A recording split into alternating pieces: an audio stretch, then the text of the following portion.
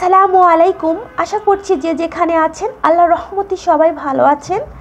আজ আমি রান্না করব গোপন মশলা দিয়ে রেস্টুরেন্ট স্বাদে গরুর পায়া নেহারি বা নলা রান্নার সহজ রেসিপি।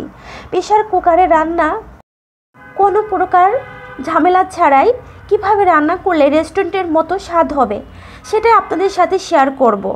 এখনও যারা আমার চ্যানেলটাকে সাবস্ক্রাইব করেননি তারা অবশ্যই আমার চ্যানেলটাকে সাবস্ক্রাইব করে দিবেন এবং পাশে থাকা ছোট বেল বাটনটি ক্লিক করে দিবেন।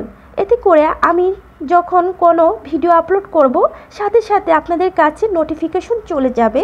আর যারা আমার চ্যানেলটাকে সাবস্ক্রাইব করেছেন তাদেরকে জানাই অসংখ্য ধন্যবাদ। তো চলুন, এখানে আমি নিয়েছি গরুর নলা বা পায়া। আমি একটু বেশি পরিমাণে নিয়েছি বা একটু বড় বড় করে কেটে নিয়েছি। এটা আমি গরম পানি করে ভালো করে ধুয়ে পরিষ্কার করে নিয়েছি। আপনারা আপনাদের পছন্দ মতো এই নলা বা পায়া কেটে নিতে পারেন। আর এদিকে আমি প্রেসার কুকার নিয়েছি, যেহেতু প্রেসার কুকারে রান্না হবে। এখানে বেরেস্তা ভেজে রেখেছিলাম, এই তেলটা আমি প্রেসার কুকারের মধ্যে দিয়ে দিব। আর 1 কাপ মতো পেঁয়াজ কুচি আমি দিয়ে দিচ্ছি। পেঁয়াজ কুচিটা একটু বেশি পরিমাণে দিলে রান্নার স্বাদটা অন্যরকম লাগে। তো একটু নেড়ে দিয়ে এখানে আমি এলাচ দিয়ে দিব।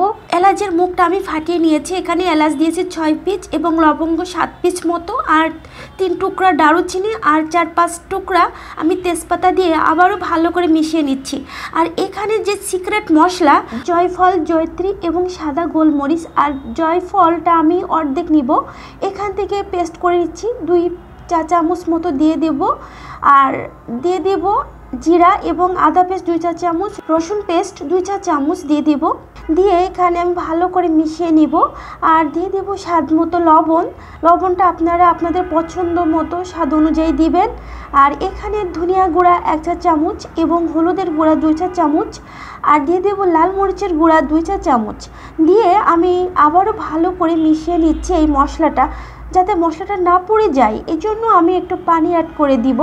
দিয়ে আবারও ভালো করে আমি মশলাটা মিশিয়ে নিচ্ছি। মশলাটা যখন এরকম ভাজা ভাজা হয়ে উপরে তেলটা ভেসে উঠবে, তখন আমি এখানে 5-7টা মতো কাঁচামরিচ ফালি করে রেখেছিলাম, সেটা আমি দিয়ে দিব। আর যখন মশলাটা কষাতে কষাতে তেলটা উপরে ভেসে উঠবে, তখন আমি পায়া বা নলাগুলা আমি সব দিয়ে দেব এর মধ্যে। দিয়ে এবার আমি ভালো করে মিশিয়ে নেওয়ার পরে এখানে আমি গরম পানি অ্যাড করে দিব। এখানে ঠান্ডা পানি অ্যাড করা যাবে না, তাতেও কালারটা ভালো আসবে না, স্বাদটাও কিন্তু অন্যরকম লাগবে। তো আমি এইভাবে একটু নেড়েছি। এখন ঢাকনাটা দিয়ে ঢেকে রেখে দেব প্রেসার কুকারে 1 ঘন্টা মতো। তারপরে 1 ঘন্টা পর আমি ফিরে এসে আমি দেখাচ্ছি, দেখেন আমার পায়াটা রান্না কত সুন্দর হয়েছে, কতটা ইয়ামি আর কতটা লবণীয়।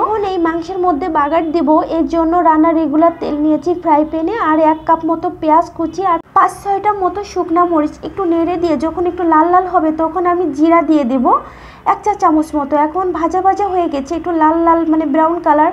এখন নিয়ে আমি এই মাংসের মধ্যে দিয়ে দিব। মাংসের মধ্যে দিলে কিন্তু এই বাগারটা স্বাদ কিন্তু অন্যরকম লাগে। আর এখানে গরম মশলার গুঁড়া আর জিরা গুঁড়া আমি 2 চা চামচ মতো দিয়েছি। দিয়ে একটু নেড়ে চেড়ে এখন তো গরম গরম পরিবেশনের পালা। একটি প্লেটে সার্ভ করে দেখাচ্ছি। আর এই নলা বা পায়া রান্না গরম ভাতের সাথে, পোলাও বা নান রুটির সাথে, পরোটার সাথে খেতে তো অনেক মজা লাগে। আশা করি আমার ভিডিওটি ভালো লেগেছে। ভালো লাগলে অবশ্যই আমার চ্যানেলটাকে লাইক, কমেন্ট, শেয়ার এবং সাবস্ক্রাইব করে আমার পাশেই থাকবেন। আল্লাহ হাফেজ, আসসালামু আলাইকুম।